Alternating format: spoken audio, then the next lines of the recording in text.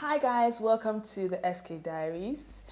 Today we'll be talking about a very sensitive topic to men: toxic masculinity. Toxic masculinity is simply limiting the emotions of the male gender, and that has become a negative attribute in our society. I mean, a man must live to fit in a particular dominant role and based on beliefs and behaviors. Let me clarify that there's a difference between traditional masculinity and toxic masculinity.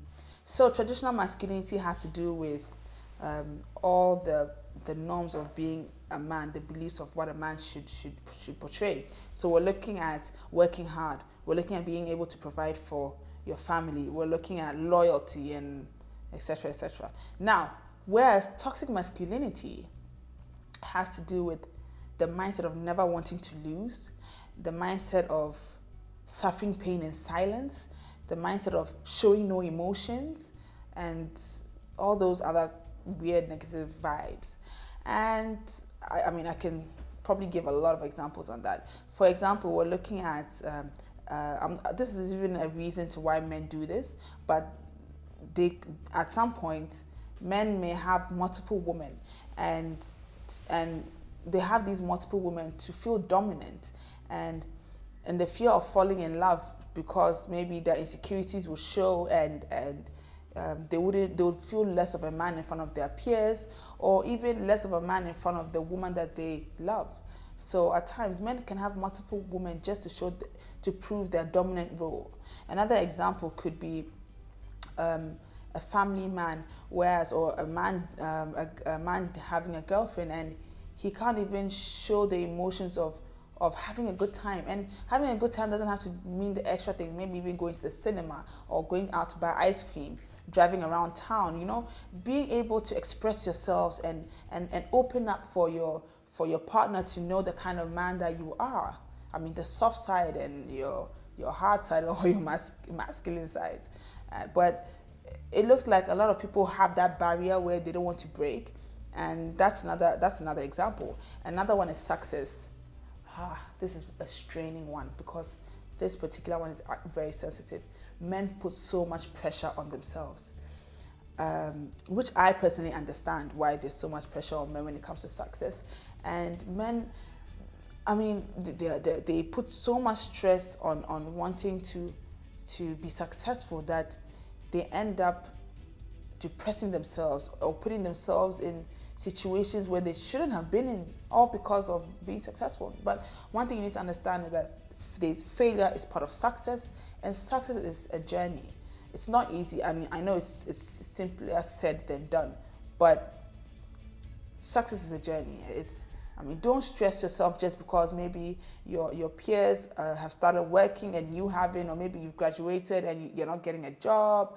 Don't stress out, or maybe you're in your salary isn't keeping up with you and your family, and everything will fall in place. So don't stress too much. Don't put too much pressure on yourself. And another example is even the fact that a lot of men don't know how to stretch out and seek for help. I honestly don't know. Even to the littlest of things, of even being sick.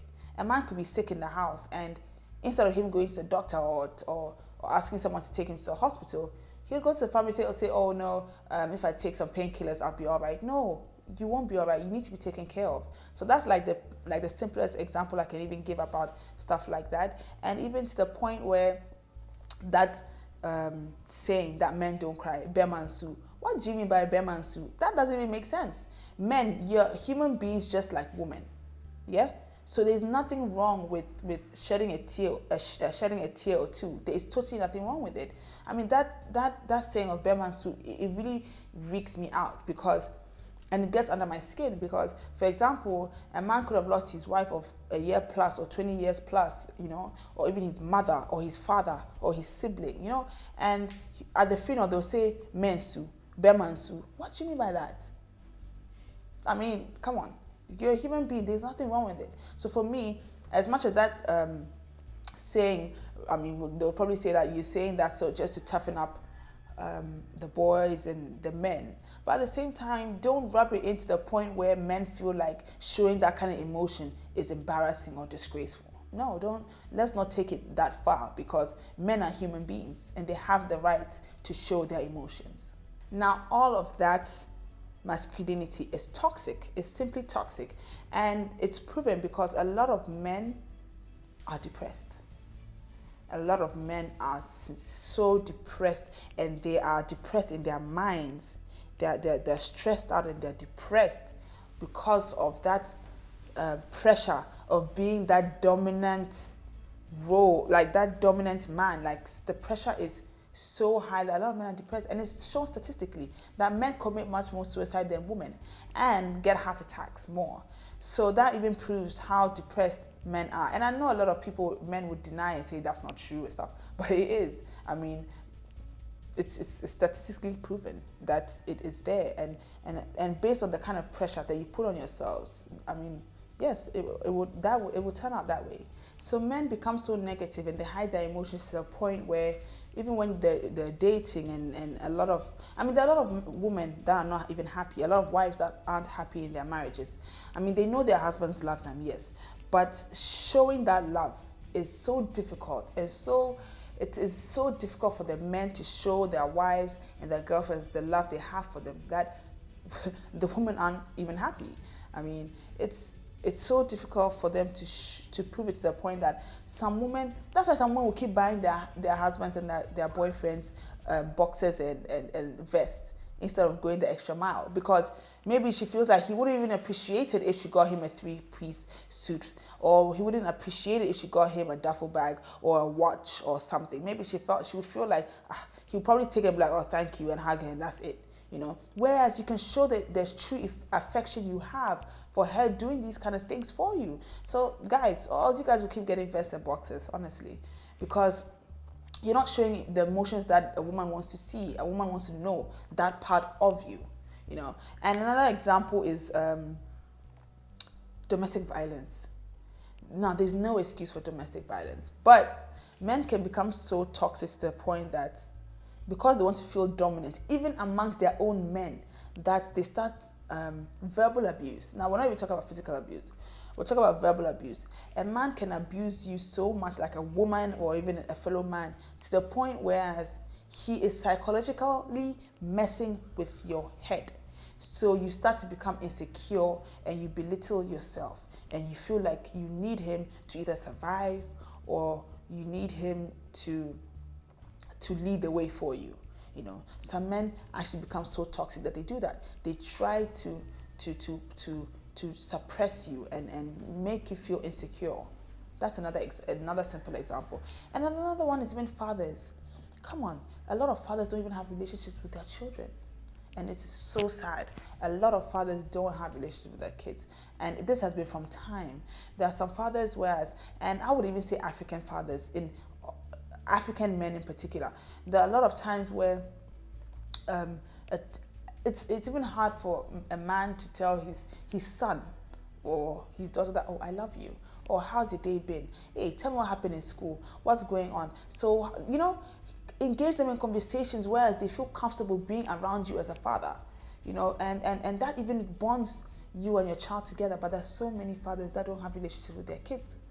They don't. So what happens is that it's a cycle. These boys and these girls even grow up and they don't have that relation where they can show their emotions and they can be free to be affectionate, So that's a huge one. And sometimes toxic masculinity becomes so negative that even at the pettiest things, sometimes I'll even be like wondering, dude, it becomes so petty to the point that a man could even see such a beautiful baby or a puppy and wouldn't even show emotions, wouldn't even say, oh, that baby is so beautiful, or that puppy is so nice. To the point that they are so petty, it becomes so petty, that they lie at the smallest things just to feel dominant. It isn't necessary. All of that toxic behavior is not needed, even for yourself, because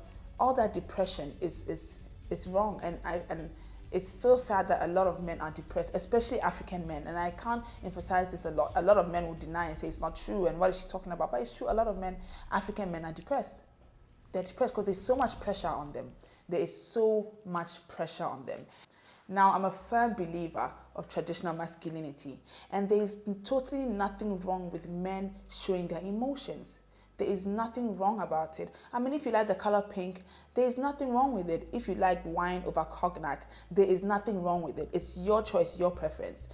Don't put yourself in a box. Don't let society put you in a box that you eventually explode from.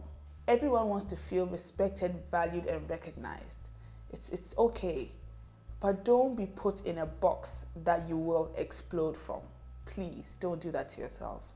Albert Hubert said, "A great man is strong because he's gentle."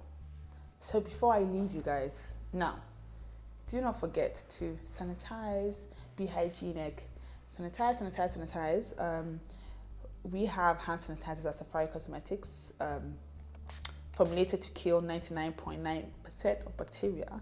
And also, the best part about our hand sanitizer is that it moisturizes your skin, so it just doesn't kill germs. Yes. So make sure that you're stocked on hand sanitizers, and please continue practicing social distancing. Stay at home if you have nothing to do outside, please. You can work from the house if you have to. And please be safe, and let's try and pray that everything is sorted and we're able to move on with our lives as we used to. So, bye guys.